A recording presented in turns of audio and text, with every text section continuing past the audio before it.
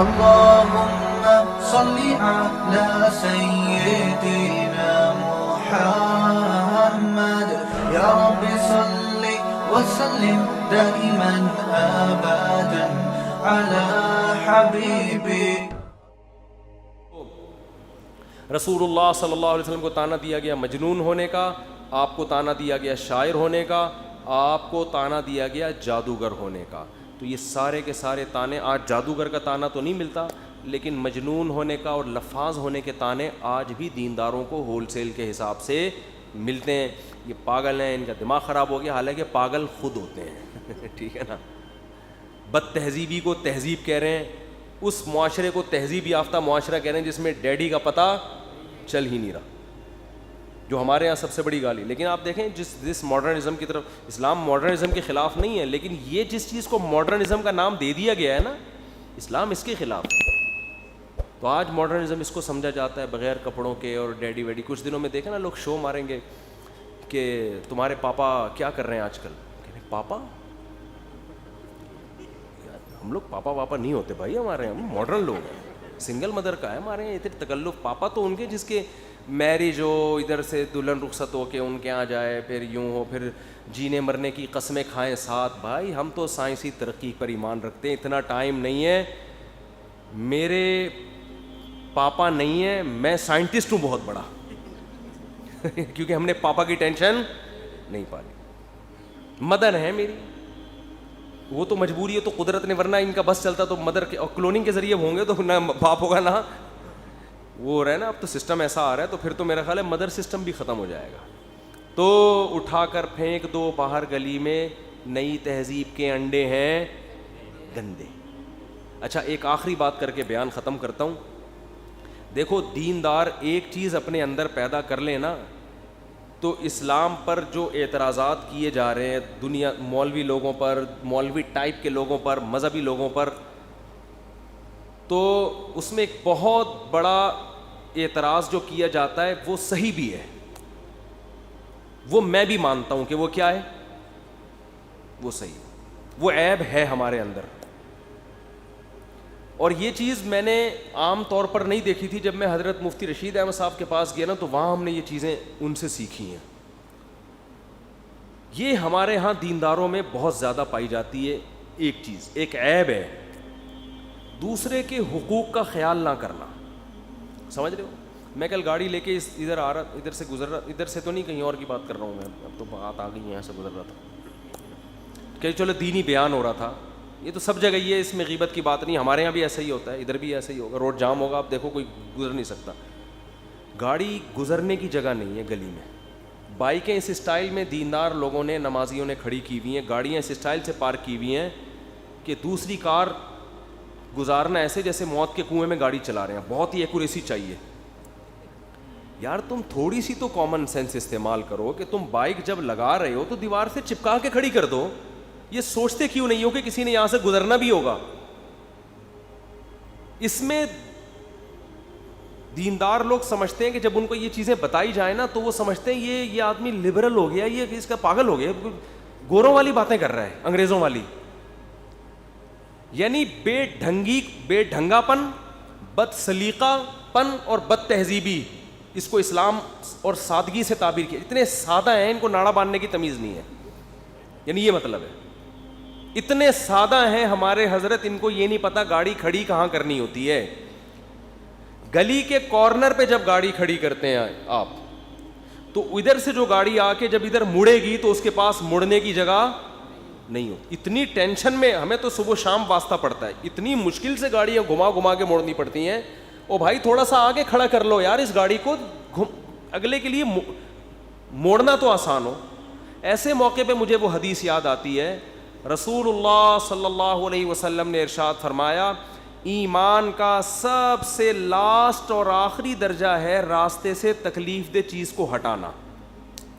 یعنی اگر راستے میں کوئی ایسی چیز نظر آتی ہے جس سے لوگوں کو تکلیف ہو رہی ہے، آپ اس تکلیف کی چیز کو دور نہیں کرتے اور گھننے بن کے چلے جاتے ہیں، تو ایمان کے آخری درجے میں بھی نہیں ہے.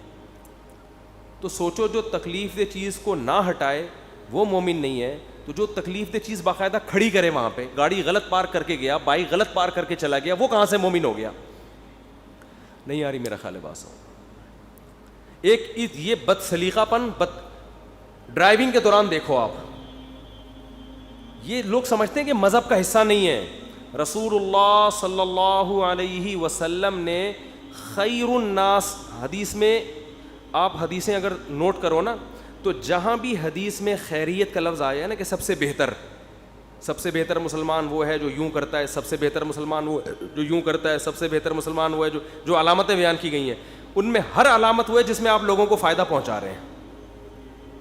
جیسے حدیث میں آتا خیر الناس من ينفع الناس, سب سے بہتر وہ ہے جو لوگوں کو فائدہ دے. یعنی لوگ اس کے محلے میں رہنے سے خوش ہو کے یار اس بندے کے آنے کی وجہ سے نا محلے میں بڑا فائدہ ہو گیا ہے. نہیں آ رہی بات سمجھ میں. جب آپ جاؤ تو محلے والے کہہ رہے ہیں یار اچھا آدمی چلا گیا, اس کی وجہ سے گلی بھی صاف رہتی تھی, اس کی وجہ سے گٹر کے ڈھکن بھی ڈھکے ہوئے رہتے تھے, اس کی وجہ سے کچرا بھی نظر نہیں آتا تھا, اس کی وجہ سے کوئی گلی محلے میں کوئی ٹینشن ہوتی تو یہ مل جل کے اس کو حل کرنے کی کوشش کرتا, اس کی وجہ سے یہ بھی ہوتا تھا, اس کی وجہ سے یہ بھی ہوتا تھا. اب ہوتا ہے, بولتے کیوں نہیں؟ اب اتنا تو ہوتا ہے, یہ ہم نماز بھی پڑھتے ہیں, رونے گٹر کے ڈھکن سے ان کو کوئی واسطہ نہیں. گٹر کے ڈھکن کا اسلام سے کیا تعلق؟ جب آپ ان سے پوچھو نا یار تمہاری گلی کے گٹر ابل رہا ہے, کچھ تو کرو, یہ کچرا یہ تمہارے باپ کی گلی ہے معذرت کے ساتھ جو تم نے کچرا یہاں پھینکا ہوا ہے, یہ تم نے جو گاڑی کھڑی کی ہوئی ہے تو تمہارے علاوہ کوئی اور یہاں سے گاڑی نہیں لے کے جائے گا کیا؟ تو ٹھیک ہے راستہ آپ نے دیا ہوا ہے, لیکن اتنا تنگ راستے کے یہ مکان آپ نے کس خوشی میں آگے تک بڑھایا ہوا ہے؟ گورنمنٹ نے گلی اتنی چوڑی بنائی ہے, آپ نے یہ جو آگے پکی بنائی ہے یہ گورنمنٹ نے آپ کو اجازت نہیں دی ہے. آپ اس گلی میں گھر دیکھ لو نا, صرف اس گلی کی بات نہیں ہے, 90% گھر ناجائز تجاوزات ہیں. ابھی میں نے تھوڑا گھر ادھر کو لے لیا نا کرائے پر, وہ گلی چوڑی ہے, میں نے کہا یار ایک ہی گلی ہے, ادھر سے اتنی ہے ادھر سے اتنی ہے, وجہ کیا ہے؟ یہ گورنمنٹ نے کیسا نقشہ پاس کیا ہے؟ انہوں نے کہا نقشہ تو وہ والا ہی پاس ہوا ہے, یہ لوگوں نے بڑھائے ہوئے آگے. تو یار جب آپ نے آگے مکان بڑھا لیا, اس کا مطلب جو چوڑی گلی میں انسان کو فائدہ ہوتا ہے, تمیز سے چل پھر سکتا ہے, وہ آپ نے لاکھوں لوگوں کو جو یہاں سے گزریں گے قیامت تک ان کو تنگی میں ڈال دیا کہ نہیں ڈال دیا؟ اس چیز کو ہمارے ہاں عیب نہیں سمجھا جاتا. سمجھ میں نہیں آ رہی بات, اور شاید میں بھی نہ سمجھتا اگر میں مفتی رشید احمد صاحب کی خدمت میں نہ جاتا. ہم نے ان کو یہ دیکھا, حضرت مفتی تقی صاحب ہو گئے, یہ جو بڑے بڑے علماء, ان کو ہم نے دیکھا ان میں بڑے حساس ہیں. ہمارے حضرت سعودی عرب گئے نا, اقامہ 15 دن کا ان کو ویزا ملا, تو مشورے سے طے ہوا کہ حضرت آپ کچھ دن مزید رہیں. اب آخری دن تھا تو حضرت نے فرمایا اقامہ بڑھوا لو, وہ جو ویزا ہے بڑھوا لو. انہوں نے کہا ٹھیک ہے بڑھوانا. حضرت فرمایا کہ ڈیٹ ختم ہونے سے پہلے بڑھ گیا نا تو ٹھیک ہے, نہیں تو میں نکل جاؤں گا یہاں پہ, 1 سیکنڈ بھی میں اللیگل نہیں رہوں گا یہاں پہ. ہم حیران یار, اس طرح کے بھی مولانا مارکیٹ میں, مولانا کہ یہ تو سبھی کا ایک ایپ بن چکا ہے نا. اللیگل کام کو کیا سمجھا جاتا ہے؟ کمال ہے بھائی, 6 مہینے سے رہ رہا ہوں اللیگل, تیرے بھائی کو آج تک پولیس نے کبھی آنکھوں میں آنکھیں ڈال کے نہیں دیکھا. 6 مہینے پاسپورٹ والوں, یہ تو تم جیسے پاگلوں کا کام ہے بھائی. جب آپ ایک ملک میں ہو آپ اس کے لا کو تو فالو کرو, یہ تمہارے باپ کا ملک تھوڑی ہے. تو حضرت فرمانے کہ بھائی اللیگل میں کیوں رہوں گا, بدنامی کتنی اگر کسی نے دیکھ لیا, کتنی بڑی بدنامی. ہمارے ایک دوست ہے نا بھی ریوو گاڑی لی ہوئی, تو میں وہ گاڑی ڈرائیو کر رہا تھا, انہوں نے وہ لگائی ہوا, وہ نہیں ریوو میں لائٹیں شاشے, وہ نیلی لائٹیں جیسے کوئی اٹیک کرنے جا رہے ہیں نا, کسی ملک کو فتح کرنے جا رہے ہیں. اور ٹینی نانا بھی, ہم بچپن میں اس کو ٹینی نانا کہتے تھے. ہم بچپن میں مٹی کی گاڑیاں بناتے تھے اور پھر ٹکرے مارتے تھے نا ایک دوسرے سے. ہمیں بڑا شوق تھا مٹی کے گارے کی. ہم گاڑیاں بناتے تھے, اس میں آگے ایک سوراخ کر کے دھاگے سے باندھ کے چلاتے تھے, اور ہمارے دوسرے کزن اور دوست بھی. تو پھر ہم نا ٹکر مارتے تھے, میں ادھر سے لا رہا ہوں ادھر سے ڈھونگ, جس کی گاڑی ٹوٹ گئی تو وہ ہار گیا. تو اس میں ہم ایمبولینس بھی بناتے تھے, ایمبولینس کے اوپر ایک چھوٹا سا وہ لگاتے تھے, سائرن جو ہوتا ہے نا یہ, تو اس کو ہم ٹینی نانا کہتے تھے. ٹینی نانا, وہ ٹینی نانا بج رہا ہوتا ہے, تو اب تک ہماری زبان پہ چڑھا ہوا ہے. تو ہم کہا بھائی پہلے سب سے پہلے وہ ٹینی نانا ٹوٹتا تھا. تو کچھ بچپن کی یادیں رہ جاتی ہیں نا, ٹینی نانا. تو وہ جب بھی ایمبولینس کہیں آتی ہے تو میں کہتا ہوں وہ ٹینی نانا آ رہا ہے, ٹینی نانا. تو بات کیا کر رہا تھا میں, تو وہ ریوو میں نا انہوں نے کیا لگا دیا, وہ سائرن لگا دیا اور وہ لائٹیں. میں اچھا وہ سائرن جب رش ہو رہا ہے سائرن بجا رہے ہیں وہ لوگ راستے دے رہے ہیں. میں نے کہا یہ میرے پھر باپ کا لفظ نا, جب سے انجینئر نے میرا مذاق اڑایا نا باپ پہ, وہ باپ کا لفظ ہمیشہ کے لیے زبان پہ چڑھ گیا. تو میں نے کہا یہ تیرے باپ کا روڈ ہے؟ کیوں؟ میں نے کہا یہ نہ ہم کوئی گورنمنٹ کے آفیسر ہیں, یا تو کوئی آرمی کا بڑا آفیسر جا رہا ہو جس کو بڑی ایمرجنسی ہے اور بڑا کوئی انڈیا نے ایک دم دھمکی دی اس کو بارڈر پہنچنا ہے, یا کوئی رینجرس کا بڑا آفیسر کوئی کاروائی کرنے کے لیے جا رہا ہے, وہ لگائے سائرن یا وہ لائٹیں لگائے بھائی ہٹو بچوں لوگ راستہ دیں. میں نے کہا ہم تو ایسے ہی جا رہے ہیں بھائی, مدرسے سے گھر آ رہے ہیں. کہنے لگے نہیں حضرت اس سے لوگ راستہ دے دیں گے. میں نے کہا لوگ تو راستہ دے دیں گے, لوگ سمجھیں گے پتہ نہیں کون, لیکن یہ جائز نہیں ہے. لوگ دیندار لوگ بھی یہ کام بولو نا کر رہے ہوتے ہیں, یہ ناجائز ہے, حرام ہے اور اللیگل بھی ہے. اللیگل کی تو اس لیے پرواہ نہیں ہوتی کہ ریوو کو عام طور پہ پولیس والے روکتے نہیں ہیں, وہ سمجھتے ہیں بڑی گاڑی ہے, کو پتہ نہیں کوئی ایسا نہ ہو کہ ہم ان کو گرفتار کریں یا ہمیں گرفتار کر کے لے جائیں. ہمارے یہاں یہ بھی سہولت ہے کہ آپ بعض دفعہ کسی کو پکڑنے کے لیے آئے ہوتے ہیں تو آپ خود پکڑے جاتے ہیں, ٹھیک ہے نا, بڑا آدمی ہے تو اس نے ہی اندر کر دیا, تو پوچھ ہوتا کون ہے پوچھنے والا. لیکن یہ اللیگل ہے. ایمبولینس میں اگر کوئی پیشنٹ نہیں ہے, آپ اپنے ذاتی اول تو ایمبولینس کو ذاتی کام کے لیے استعمال کرنا اللیگل ہے, لیکن اگر آپ نے یہ اللیگل کام کیا, ایمبولینس کو ذاتی استعمال کے لیے آپ لے کے جا رہے ہو, تو آپ سائرن نہیں بجا سکتے. میں نے دیکھا ہے لوگ ذاتی استعمال کے لیے بھی لے جا رہے ہوتے ہیں, سائرن بجا بجا کے لوگ بیچارے سمجھ رہے ہیں کوئی مریض ہے بیچارہ, راستے دے رہے ہیں. بھائی یہ ان سب چیزوں کا آپ کو قیامت کے دن جواب دینا پڑے گا. مجھے یہ ہمارے گارڈ کھڑا ہوا ہے نا, ان سے پوچھنا, ان کا تو یہ تو سوری کوئی اور کھڑا, وہ گارڈ کی طرح ہے یہ بھائی, یہ تو نیا, پرانے والے سے پوچھنا. ایک دفعہ میں ایسی کسی بڑی گاڑی میں جا رہا تھا, تو بڑی گاڑی میں یہ گارڈ وارڈ بھی بیٹھے ہوئے تھے پیچھے, بڑا بھرم ہی ہوتے ہیں نا الگ سے آدمی کے, بڑے بھرم. ہم جا رہے ہیں تو گاڑی پارک کرنی تھی, ٹھیلے والا کھڑا ہوا تھا, تو میرے گارڈ نے اتر کے نا اس ٹھیلے والے کو تھوڑا سختی سے کہا آپ ٹھیلا یہاں سے ہٹاؤ. یہ شو مارنے کے لیے نہیں کہہ رہا, انسان کبھی اپنے عیب نہیں بتاتا لوگوں کے سامنے, تو یہ مطلب نہیں ہے کہ یہ ارے مفتی صاحب ہمیں تو پتہ ہی نہیں تھا اتنے نیک آدمی, ہم کو اپنے جو چھپے ہوئے عیب ہیں وہ تھوڑی بیان کریں گے آپ کے سامنے. دو چار ایسی چیزیں انسان پارسل کر دیتا ہے عبرت کے لیے. تو یہ واقعہ سنانے کا بھی مقصد ہے کیونکہ اصول کلیات بیان کرنے سے بات سمجھ میں نہیں آتی جب تک جزوی واقعات نہ بیان کیے جائیں. تو ٹھیلے والے کو انہوں نے کہا آگے ہو جاؤ. میں نے کہا بھائی یہ روڈ ہمارے باپ کا نہیں ہے, یہ ٹھیلے والے کا بھی ہے, ہمیں پارکنگ کی جگہ خود تلاش کرنی ہے, نہیں ملے تو گھماتے رہو گاڑی روڈ پہ. رکشے والے کو کہنا, ٹھیلے والے کو کہنا ہٹا یہاں سے, وہ کہے گا کیوں تو میرا ماموں لگتا ہے, تو میرا چاچا, وہ تو بیچارہ ڈر کے ہٹا دے گا جب اتنے کلاشن کوفیں دیکھے گا اور دیکھے, وہ تو ہٹا دے گا. قیامت کے دن آپ کو جواب دینا پڑے گا اللہ کے سامنے. اللہ کہے گا یہ کیوں اس کو, تمہیں اس پہ فوقیت کس بیس پہ تھی.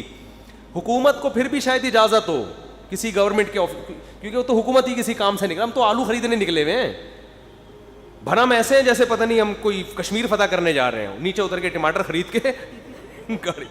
اب گارڈ تو ایک ضرورت بن گئی نا, ٹماٹر لینے بھی جاؤ گے تو گارڈ تو اب پھلترو کی طرح چپک گئے ہیں. تو ہم ٹماٹر لینے جا رہے ہیں اور ہم وہ اس کو بیچارے, تو لوگ ہی حرکت کر رہے ہوتے ہیں, تھوڑا سا بھرم آ گئے نا تو رکشے والوں پہ روب اور ڈانٹ کے اور ہٹا بے روڈ سے, ادھر کر یوں کر. یہ جائز نہیں ہے, اس کا آپ کو قیامت کے دن جواب بولو دینا پڑے گا.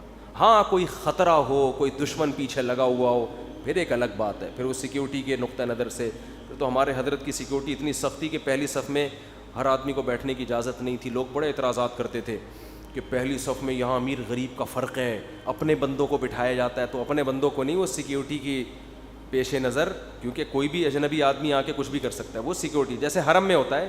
حرم میں امام کعبہ کے پیچھے مخصوص لوگ ہی کھڑے ہوتے ہیں, تو وہ اس کی وجہ یہ نہیں ہے کہ امیر غریب کا فرق ہے وہاں پہ, وہ امام کعبہ کی سیکیورٹی کے لیے. یہ تو مجبوری کے حکام الگ ہوتے ہیں, نارمل حالت میں آپ کو اس کی اجازت نہیں ہے. تو دیندار لوگ ایک کام تو یہ کر لیں, سلیقہ تمیز, گاڑیاں کھڑی کرنا, روڈ پہ گاڑی چلانا. بائک والا کہاں چلا رہا ہے, فاسٹ ٹریک پہ, 3-4 بچوں کو بیگم کو بٹھا کے ادھر کو چلا رہا ہے.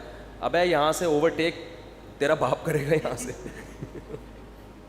اسپیڈ سے آتی ہوئی گاڑی کو رانگ سائڈ سے جانا پڑے گا, اس میں حادثے کا خطرہ ہوتا ہے, تم تھوڑا ادھر کو چلا لو. نہیں جی, وہ اس کو مذہب کا حصہ ہی نہیں سمجھتے. دوسرا گڑبڑ مالدار لوگ کیا, پیسوں کے معاملے میں ایک نمبر بن جاؤ بس.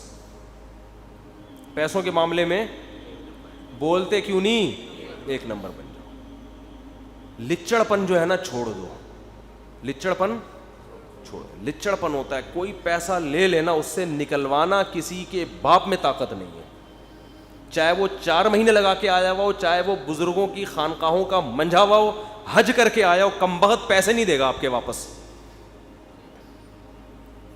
لیتے ہوئے ایسا بنے گا جیسے مر رہا ہے, یہ قحط سے مر جائے گا تھوڑی دیر میں, مانگتے ہوئے ایسا ہوگا, ایسی اس کی حالت ہوگی آپ کہو گے تو مجھے بھی کھا جا, ٹھیک ہے نا, ایسا لچڑپن دکھائے گا.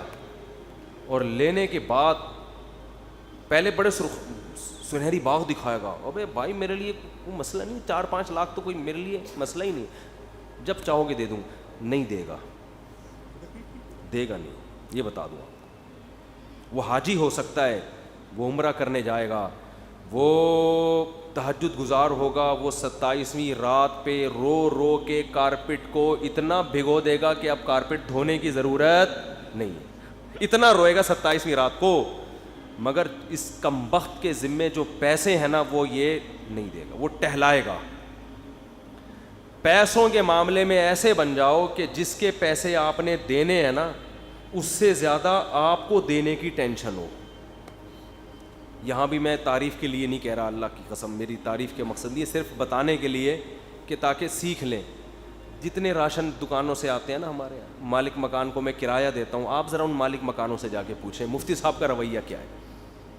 ابھی 3 دن پہلے میں نے راشن والے کو جا کے ڈانٹا ہے کہ یار اللہ کے بندے, تمہیں کتنے عرصے سے کہہ رہا ہوں کہ تعویذ بنا کے دے, وہ تعویذ کہتا ہوں میں اس کو پیار سے, بل آتا ہے نا کہ اتنا آٹا اتنے چاول, اور تو وہ پرچی پہ لکھ کے دیتا, تو وہ ایک دم نا اس سے آدمی کو وہ ہونے لگتا ہے, اثر ہوتا ہے نا پرچی کا, سنتے ہی ابھی یہ کیا ہو گیا, ٹھیک ہے نا.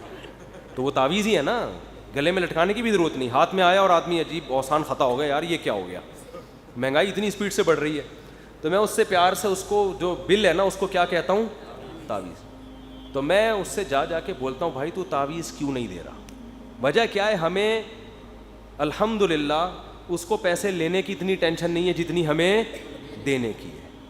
یار ایک حق ہے ہمارے ذمے, ورنہ پھر مجھے وصیت میں لکھنا پڑے گا وہ کہ میں مر گیا تو اس کمبخت کے اتنے پیسے دے دینا. ٹینشن ہے یار اس کو, پھر بار بار اس کو مینیج کرنا. ابے لے جان چھوڑا ہماری. تو ایک دن کیا ہوا, وہ یہ سمجھنے لگا کہ ان کے پاس اتنا پیسہ ہے مفتی صاحب کے پاس, یہ خود آ کے دے رہے ہوتے ہیں, سمجھتا ہے کہ پتہ نہیں یار یہ کیا درختوں سے نوٹ گر رہے ہیں ان کے یہاں. بعض دفعہ آپ کسی کے پیسے بر وقت ادا کرو نا, سمجھتا ہے یار پتہ نہیں جیبیں ابل رہی ہیں, سنبھل نہیں رہے ان سے, تو وہ یہ سمجھنے لگتے ہیں میرے بارے میں. تو یہ مطلب نہیں ہوتا بھائی کہ پیسے ابل رہے ہیں, مطلب یہ ہوتا ہے کہ آپ کو لینے کی اتنی ٹینشن نہیں ہے جتنی ہمیں پیسے. یہ چیز ہمیں ہمارے شیخ نے سکھائی ہے حضرت. یہ اللہ کا شکر ہے, میرے والد صاحب کی بھی یہی کیفیت تھی الحمدللہ. وہ بھی زندگی بھر پیسوں کے معاملے میں نا وہ کبھی نہیں رکھتے تھے ایک پیسہ بھی, 2 بھائی جان چھڑاؤ. تو یہاں تک بھی ہوتا ہے کہ مجھے تو یہاں تک خیال پیدا ہونے لگا ہے کہ جو چیزیں ابھی میری ہیں دوسروں کی نہیں ہیں, مجھے کبھی کبھی یہ وہم ہو رہا ہے کہ یار پتہ نہیں کب مر جائیں, یہ بھی دے دو ابھی, ٹھیک ہے نا. تو مجھے 1-2 دوستوں نے روکا ہوا ہے, بس کر بھائی, یعنی میرا دل یہ بھی کرتا ہے کہ یار یہ مجھے خیال ہوا کہ میں زیادہ پھر پرسنل ذاتی باتیں زیادہ مناسب نہیں ہے نا, پھر گھر والے بھی سن لیں گے, بولیں گے اچھا لاؤ دو, جو کہہ رہے تھے نا لاؤ. خیال یہ ہوتا ہے ہلکے پھلکے رہو یار. ایک دن کیا ہوا, ایک صاحب آئے مجھے کہنے لگے کہ میں چاہتا ہوں اپنا گھر اپنی بیوی کے نام کر دوں, کیونکہ مرنے کے بعد پھر وراثت کے بڑے جھگڑے ہوں گے, بیوی کو دے دوں, پھر وہ بچوں کے پاس ہی آنا ہے نا. لیکن پھر یہ ڈر ہوتا ہے کہ اگر دے دیا بیوی بھاگ نہ جائے, بیوی بھاگ نہ جائے. میں نے کہا یہ تو بعض کیسز ایسے بھی آئے ہیں, بیوی کا ہمارا پراپرٹی کی اس کی نیت ہی بدل گئی بعد میں, تو یہ خطرہ تو ہے. لیکن میں نے کہا ویسے ایک مشورہ پتہ ہے کیا ہے, دے دو, بھاگ جائے تو بھاگ جائے. میں نے کہا دے دو, بھاگ جائے تو بھاگ جائے. میں نے کہا اتنا بڑا ظرف کر لو, اس کی اگر اس کی نیت خراب ہے تو وہ بھگتے گی خود ہی, اپنی ذمہ داری پوری کر لو. تمہیں اگر یہ ڈر ہے, وارثوں میں لڑائیاں ہو جاتی ہیں نا, خون خرابے ہو جاتے ہیں, بعض دفعہ بچوں میں قاتلانہ لڑائیاں شروع ہو جاتی ہیں, اتنے پھڈے ہوتے ہیں. تو وہ شوہر یہ چاہ رہا تھا کہ زندگی میں گھر کس کو مالک بنا دوں, بیوی کو بنا دوں مالک, تاکہ میں اس کے مرنے کے چانسز تھے. اس کی بیگم ابھی جوان تھی اس کی, تو مجھ سے مشورہ لے رہا تھا. میں نے کہا دے بھائی, بیگم کو مالک بنا دے, آرام سے مر جا, ٹھیک ہے نا. بچوں میں کیونکہ ماں کے پاس ہوں گے تو بچے ہی استعمال کریں گے نا, پھر ماں کے مرنے کے بعد بچوں کے پاس ہی آنا, اس وقت تک بچے بڑے ہو جائیں گے, کوئی مسئلہ اتنا نہیں ہوگا.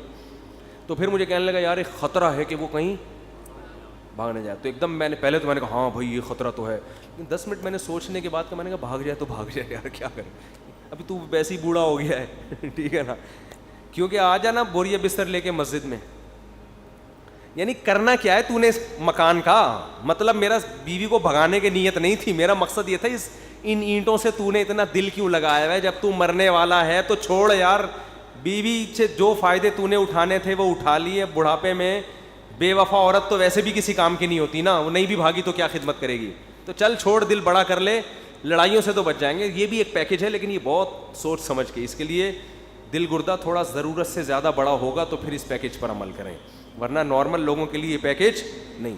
یہ ان لوگوں کے لیے جو دنیا کو بہت زیادہ مسافر خانہ سمجھتے ہیں, جو یہ سمجھتے ہیں بیوی اگر مکان لے کے بھاگ بھی گئی تو کوئی بات نہیں, بچوں کو بھی ملے گا نا, وہ قیامت کے دن خود بھگتتی رہے گی اللہ سے, ہماری ذمہ داری پوری, ہم ہلکے پھلکے الفلاحیہ مسجد میں بستر ڈال کے سو جائیں. مدنی مسجد زندہ باد, سہروزہ 4 اتنے پیسے رکھ لو کہ 4 مہینے لگا سکو, ہنسی خوشی زندگی گزاریں گے اور کیا. لیکن یہ تھوڑا زیادہ ہیوی ڈوز ہو گئی ہے, اس کے لیے بہت زیادہ دل گردہ بڑا ہونا چاہیے. لیکن بعض لوگوں کا ہوتا ہے ایسا, اتنا بڑا بھی ہوتا ہے کہ بھاگ بھی جائے تو کوئی ٹینشن کی بات نہیں ہے, کوئی بات نہیں, انہی کے لیے بنایا تھا ہم نے.